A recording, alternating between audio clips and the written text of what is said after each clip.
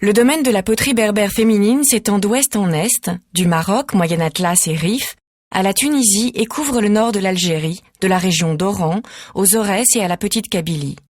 L'exposition est essentiellement consacrée à la Kabylie, berceau de la production la plus raffinée des Berbères. Les femmes des sociétés rurales maghrébines, à la fois potières et tisseuses, sont dépositaires d'une culture et d'un savoir-faire ancestral qui tend aujourd'hui à se perdre avec l'exode rural et le développement économique. La poterie féminine berbère n'utilise ni le tour ni le four. Modelée à la main et cuite à l'air libre, elle est plus proche des objets de fouilles trouvés dans des sépultures mégalithiques d'Afrique du Nord que de la poterie antique méditerranéenne tournée et cuite au four. Les motifs géométriques qui ornent ces poteries, que l'on retrouve sur les textiles et les tatouages des femmes, sont porteurs d'une signification symbolique dont l'origine remonte à l'époque néolithique et que l'on retrouve dans tous les continents. Cet art traditionnel original est en résonance avec la sensibilité contemporaine. À la fonctionnalité et à la beauté de ces objets s'ajoute leur dimension sacrée immémoriale. Les familles rurales possèdent un grand nombre de récipients en terre cuite, parmi lesquels on peut distinguer 4 catégories. Les jarres, les cruches et les pots pour le transport et la conservation, les ustensiles utilisés pour la cuisson des aliments, la vaisselle de service à table, et enfin les objets dont l'usage n'est pas lié à l'alimentation, les lampes à huile principalement.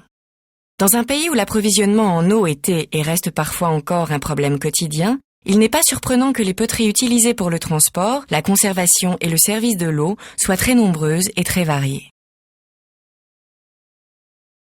Les grandes jarres, comme les 2 présentées en haut de l'écran, sont utilisées pour transporter l'eau depuis la source ou le puits jusqu'à la maison.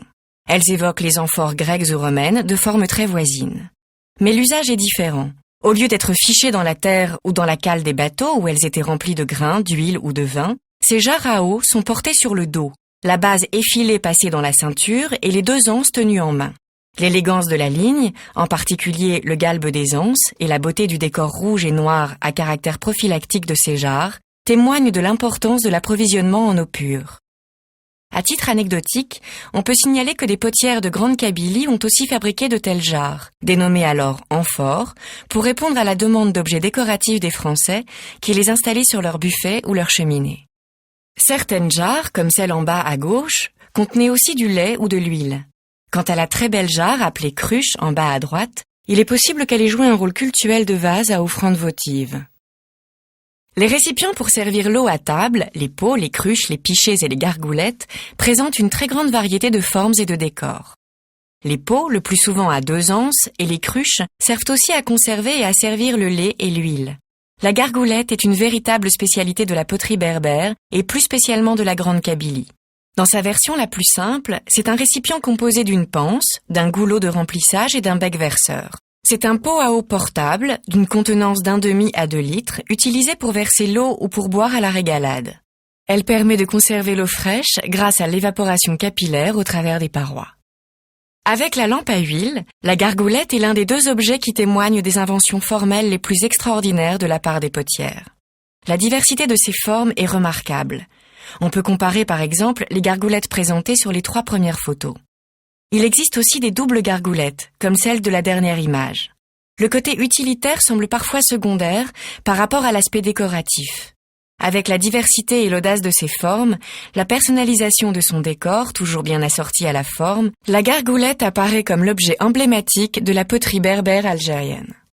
Si la plupart des gargoulettes proviennent de Grande Kabylie, les pots et les cruches illustrent des styles issus de régions différentes. Le pot à eau de la première photo, à la pâte très fine et lissée et à l'engobe bistre claire, provient des monts Chénois à l'ouest d'Alger. La deuxième photo permet d'apprécier les motifs qui la décorent. La cruche de la 3e photo, à l'engobe blanchâtre, dénuée de vernis et au décor aéré à dominante brune, est originaire de Petite Kabylie, non loin de Constantine. Enfin, le pot présenté sur la dernière image, aux couleurs et motifs proches des poteries du Rif, provient de la région située entre Tlemcen et Nedroga. Aujourd'hui, la pratique de la poterie traditionnelle est en voie d'extinction et ne subsiste plus que dans quelques villages isolés de montagne. Une production nouvelle, destinée aux amateurs étrangers, a fait son apparition. Elle ne manque pas de charme, d'exubérance et d'humour, et témoigne encore de l'habileté des potières et de leur capacité à intégrer des éléments de la vie moderne dans le choix des motifs décoratifs avec l'apparition d'avions ou d'automobiles. En marge de cette production commerciale se développe un art de la céramique puissamment original, enraciné dans la tradition millénaire et ouvert à l'utilisation de techniques nouvelles. Les créations de Wiza Bacha et de Fatima Kerash, présentées dans l'exposition au musée du Quai Branly, témoignent de ce renouveau et de cette fidélité aux valeurs ancestrales de son peuple. Le secteur artisanal dans la wilaya de Tizi Ouzou s'est développé ces dernières années, sachant que le nombre d'artisans qui travaillent dans un cadre juridique s'est élevé à 10 000. Ceux qui travaillent aux normes savent que le secteur de l'artisanat est divisé en 3 tranches. Le premier est l'artisanat traditionnel qui occupe 31% des arts ici à Tizi Ouzou. Le second, l'artisanat de production, 12%. Et le dernier, l'artisanat des services qui est le plus important ici avec 55%. C'est l'artisanat des services qui عن 55%. 32% des artisans de la wilaya sont des femmes au foyer. 32% des artisans ici sont des femmes à Tizi Ouzou, surtout en ce qui concerne l'artisanat traditionnel, car cela se fait principalement à la maison. Je dirais même qu'on doit le succès de l'artisanat dans la wilaya de Tizi Ouzou à la femme kabyle.